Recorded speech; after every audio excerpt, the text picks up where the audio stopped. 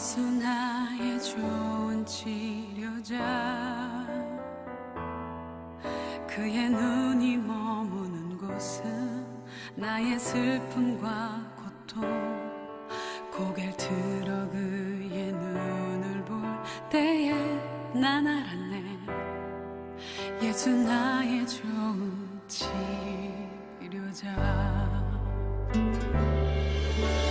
예수 나의 좋은 치료자, 그의 손길이 닿는 곳은 나의 상처와 아픔, 영원히 흐를 것 같았던 눈물 다 멎었네. 예수 나의 치료자.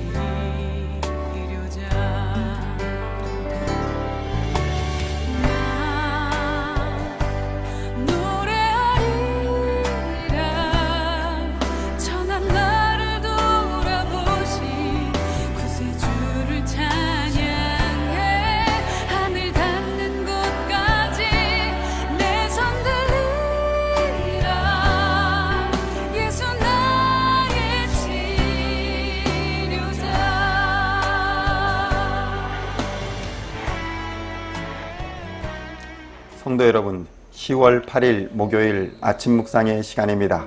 오늘 하루도 우리 주 예수 그리스도의 은혜와 평강이 여러분의 가정과 직장과 사역 위에 충만하게 넘치시기를 우리 주 예수 그리스도의 이름으로 간절히 축원드립니다. 오늘은 고린도전서 16장 5절로 9절까지의 말씀을 본문으로 바울과 고린도 교회 그리고 성령이라는 제목으로 은혜의 말씀을 함께 나누고자 합니다. 먼저 본문의 말씀을 제가 봉독해 드리도록 하겠습니다. 내가 마게도냐를 지날 터이니 마게도냐를 지난 후에 너희에게 가서 혹 너희와 함께 머물며 겨울을 지낼 듯도 하니 이는 너희가 나를 내가 갈 곳으로 보내어 주게 하려 함이라. 이제는 지나는 길에 너희 보기를 원하지 아니하노니 이는 만일 주께서 허락하시면 얼마 동안 너희와 함께 머물기를 바람이라. 내가 오순절까지 에베소에 머물려 함은 내게 광대하고 유효한 문이 열렸으나 대적하는 자가 많음이라. 아멘.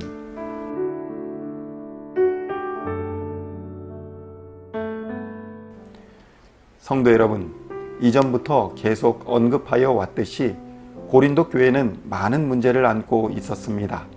성령의 은사와 사랑, 그리고 부활이 핵심 키워드인 고린도 전서는 그만큼 고린도 교회가 은사와 사랑, 그리고 부활과 관련된 많은 문제를 안고 있었음을 역설적으로 보여주는 것입니다.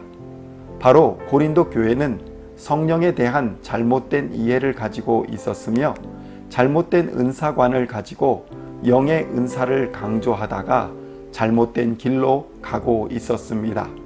성령에 대한 그릇된 이해로 많은 문제를 야기하고 있음에도 바울은 고린도 교회를 향해 성령이 없는 그리스도인의 삶은 있을 수 없다는 것을 분명하게 알려주고 있습니다. 성령을 잘못 이해하고 있었지만 그래도 성령이 그리스도인의 삶의 핵심이 되는 것이기에 반드시 성령과 영에 대한 바른 가르침을 주어야 했던 것입니다.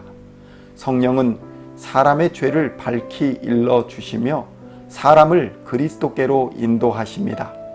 성령이 없이는 죄를 깨닫지 못하며 그리스도께 인도될 수 없는 것입니다. 그리스도의 말씀이 참된 진리요 지혜임을 깨닫게 해주시는 이도 성령님이십니다. 그러므로 말씀을 듣기 전에 우리는 반드시 기도와 간구로 성령의 도우심을 구해야 하는 것입니다. 스스로 깨우쳤다고 하는 말만큼 교만한 것은 없습니다. 그리스도의 복음을 효력이 있게 하시고 능력 있게 삶에 적용토록 하시는 이도 성령님이십니다. 그러니 말씀을 듣고 성령과 동행하지 않으면 그 말씀대로 능력 있게 삶을 살아낼 수 없는 것임을 우리는 깨달아야 할 것입니다. 또한 우리를 거룩하게 하시는 이도 우리 안에 거하시는 성령님 때문입니다. 성령님이 우리 안에 들어와 내주하심으로 우리는 거룩하게 되는 것입니다. 성도 여러분, 이렇게 성령은 우리의 삶의 전반에 걸쳐 우리를 그리스도인답게 살아갈 수 있도록 인도, 보호하시는 분임을 알 수 있는 것입니다.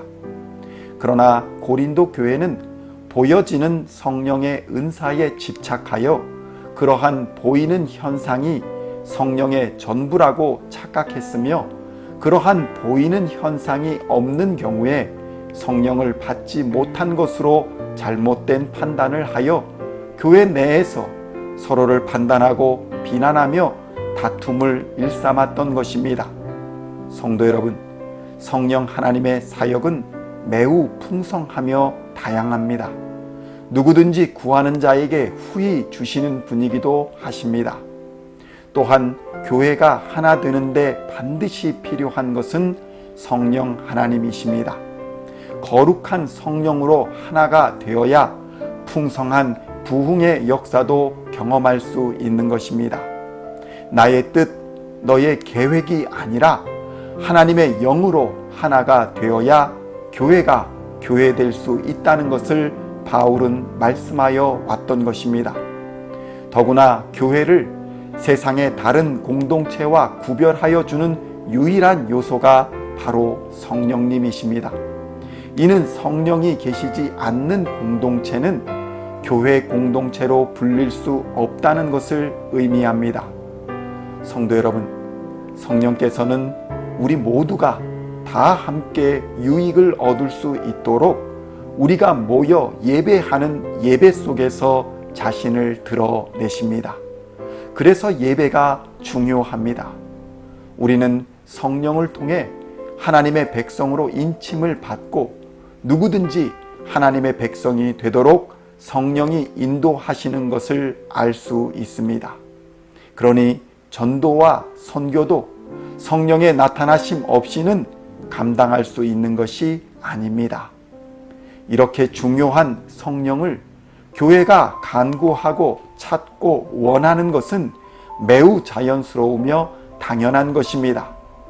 그런데 고린도 교회가 잘못된 열정으로 잘못된 방향을 향해 열심히 달려가고 있었다면 오늘날 우리의 모습은 어떠할까요? 우리는 과연 이 시간에도 성령의 도우심과 일하심을 구하고 있습니까? 오늘 본문에서 바울은 고린도 교회를 방문하는 계획을 가지고 있었다고 말합니다. 그러나 여러 정황이 물려 계획이 변화가 되었다고 고백합니다. 바울은 에베소에서 예루살렘으로 지나가는 길에 고린도에 들렸다가 가려던 계획을 바꾸어 아예 고린도에서 겨울을 나며 고린도 교회의 문제를 해결해야 하겠다고 마음 먹었습니다. 그러나 오늘 본문의 이러한 계획도 고린도 교회의 상황이 악화되며 변경이 되게 됩니다. 바울이 서신을 통해 방문 계획의 변경을 이렇게 구체적으로 알렸던 이유는 고린도 교회 내에서 바울을 비난하는 자들이 교회를 분열시키고 있었기 때문입니다. 그들은 바울의 방문이 늦어지는 것을 보며 바울을 향해 신실치 못한 자라거나 말만 앞세우는 자로 비난할 것이 뻔했기 때문입니다. 성도 여러분, 우리는 교회에서 특히 말을 조심해야 합니다. 복음을 위해 비방거리가 될 수 있는 것들을 삼가야 합니다. 입이 없어서 말을 못하는 것이 아니라 복음을 위해 오해 살 수 있는 말과 일들을 사전에 막아야 한다는 것입니다. 이렇게 교회를 위해서는 말과 행동을 조심하는 바울이었지만 복음을 전함에 있어서는 두려움이 없는 용감한 사람이었음을 우리는 기억해야 합니다. 8절로 9절의 말씀입니다. 내가 오순절까지 에베소에 머물려 함은 내게 광대하고 유효한 문이 열렸으나 대적하는 자가 많음이라. 아멘. 당시 에베소에 있던 바울에게는 복음의 문이 열렸습니다. 그러나 복음을 대적하는 자들 또한 바울의 목숨을 노리고 있었다는 것입니다.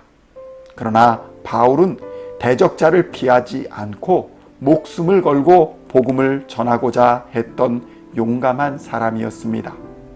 그런 바울이 고린도 교회를 향해 성령이 함께 하지 않으면 모두 헛된 것임을 강조하며 교회를 위해 참고 인내하며 성령으로 하나 될 것을 강조하고 있는 것입니다. 오늘도 여러 사탄 마귀와 어둠의 세력의 도전 앞에서 복음을 위해 참고 인내하시며 말과 행동을 복음을 위해 조심하시고 성령으로 하나 되는 가정과 교회 공동체를 위해 기도하시는 우리 시온의 성도 여러분들이 다 되시기를 우리 주 예수님의 이름으로 간절히 축원드립니다. 기도하시겠습니다. 하나님 아버지 감사합니다. 우리를 성령으로 인쳐주시고 충만케 하여 주시어서 교회와 가정이 하나의 성령으로 하나가 되는 역사가 있게 하여 주시옵소서. 우리의 언행 심사를 주관하여 주시어서 늘 성령을 따라 살아가는 인생이 되게 하여 주시옵소서. 예수님의 이름으로 기도하옵나이다. 아멘.